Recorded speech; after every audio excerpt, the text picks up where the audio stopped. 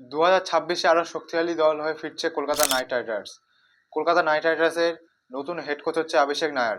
সেটা অনেকদিন আগে তো চর্চা চলছিল কে হবে, ইয়ন মর্গান হবে না অভিষেক নায়ার হবে নাকি অন্য কেউ হবে। এখন পুরোপুরি স্পষ্ট অভিষেক নায়ার হচ্ছে কলকাতার নতুন হেড কোচ। যে চন্দ্রকান্ত পণ্ডিত ছিল তাকে পুরোপুরি সরিয়ে দিয়েছে কলকাতা। চন্দ্রকান্ত পণ্ডিত 3 বছর কলকাতার হেড কোচ ছিল, সেখানে তিনি 2 বছরই কলকাতায় পুরো ডুবিয়ে দিয়েছে। একটা বছর গৌতম গম্ভীর মেন্টর হওয়ার পর কলকাতা কাপ জেতে, কিন্তু আর বাদবাকি যে 2 বছর ছিল সেখানে কলকাতা পুরোপুরি ভরাডুবি দেখা দিয়েছিল। আপনারা স্ক্রিনে দেখতেই পাচ্ছেন 2023 সালে কলকাতার এই অবস্থা ছিল, এই পজিশন, আর 2025-এ তো পুরোপুরি শেষ। এইবার এটাই দেখার বিষয় যে অভিষেক নায়ার নতুন হেড কোচ হয়ে কলকাতায় কতটা পরিবর্তন আসতে চলেছে, কতটা শক্তিশালী বা কাপকে জিততে পারে কিনা, সেটা এখন সবচেয়ে বড় চিন্তার বিষয় বা দেখার বিষয়। এখন সবচেয়ে বড় যে কথা, রোহিত শর্মা কি কলকাতায় আসছেন?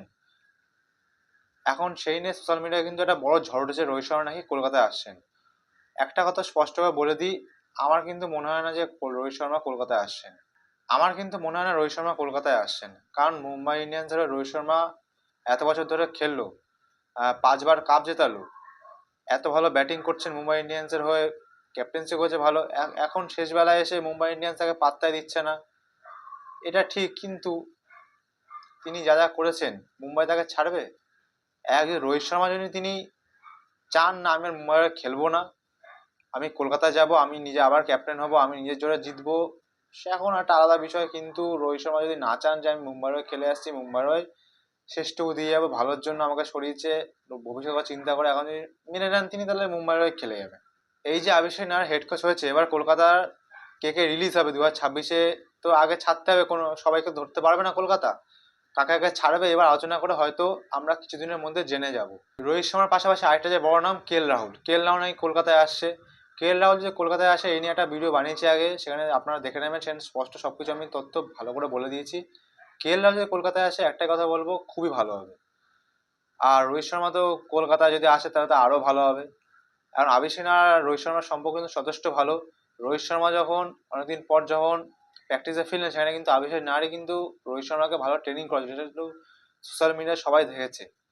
আর অভিষেক নায়ার আর রোহিত শর্মার জুটি যথেষ্ট ভালো জুটি, সেটা চ্যাম্পিয়ন্স ট্রফিতে আমরা দেখেছি। আর কলকাতা যদি আসে তাহলে তো কোনো কথাই হবে না। কিন্তু স্বপ্ন কি সবসময় সত্যি হয়? এটাই যা এখন।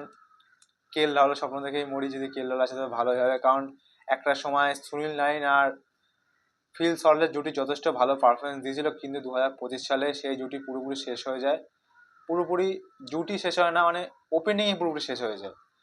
আর এখন 2026-এ কি হবে ওপেনিং, সেটাই কলকাতা প্রতিবার ওপেনিং নিয়েই ভোগে। সে ওপেনিংটাই ঠিক করলো গৌতম গম্ভীর, তা আবার ওপেনিংটাই শেষ করলো। এখন ওপেনিংটাই আবার কি হতে চলেছে সেটা এখন বড় চিন্তার বিষয়।